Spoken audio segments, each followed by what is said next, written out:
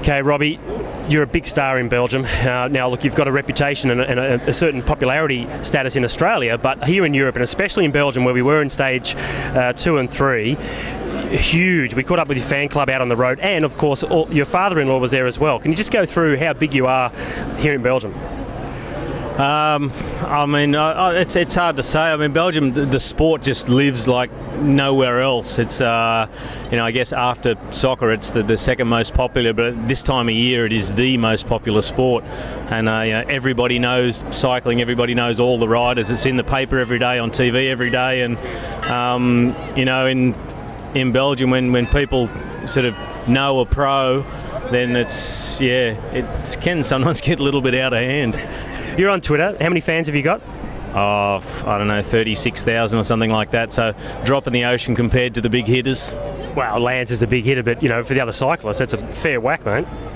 Yeah, it's a lot of people. I mean, I guess just a really good way to keep up with little bits of news and little bits of info that they otherwise would never hear. Like, obviously you don't talk to a journalist every day and tell them all the little things, and so I think it's a nice way for the fans to keep up with what's going on. And also just all the friends and family back home, they can jump on and have a look, what I had for dinner, and if I put a sock on inside out or whatever, all that useless information. Look, as I said, we caught up with your father-in-law yesterday out on the road. I may have offended him about his physique before I realised it was your father-in-law. How big a fan is he? If he'd realised you were talking about his physique, he might have even taken his shirt off for you. Oh, so, but he's one of my biggest supporters. Like, he's really...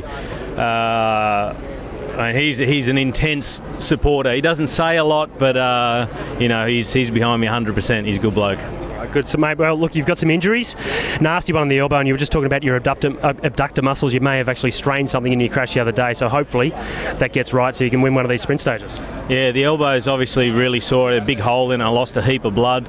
But one of the other problems is I landed on my hip, and I think, when you crash, you don't know quite what happens. I think I've done the splits or something, and I've really strained the adductor in my right leg, and it's really, really painful. Hopefully once I get out on the road and sort of warm up, it'll get a bit better, and by the time we get to the end, I'll just be concentrating so much on the sprint and positioning and trying to win the stage that I hope it won't affect me there. Look, cycling's one of those unique sports, isn't it? You get to a Grand Tour and you have a crash, or you get sick, diarrhea, all these sorts of things that do happen early on. You just got to toughen up and soldier on, haven't you? Because in 2.5 weeks from now, you may win the stage on the Champs-Elysees, so you're not going to pull out for any little ailment, are you? Yeah, no, that's true. And one of the things you just mentioned got that too, by the way. So yeah, so I'm having a bit of a good run, as they say. But I mean, that's the tour. I mean, there's no time out. You can't just go to the blood bin. I mean, I could have filled the blood bin the other day with the amount that was coming out of me, but you just, I had blood absolutely just pouring out of my arm, and I had to wait for the doctor on the motorbike to come up and stick something on it and just stop the bleeding so I could keep going. I started to feel a little bit faint, and but yeah, it's the tour. You just keep going, you push through, and by the end of the tour, all this will be just a memory. The wounds will be healed, the scabs will be gone, and the muscles should be again okay, and yeah. And hopefully another green jersey to hang on the wall. Yeah, we'll see. I mean, I missed getting some points the other day with that whole neutralisation thing, and then Tour took a heap of points yesterday with a great win.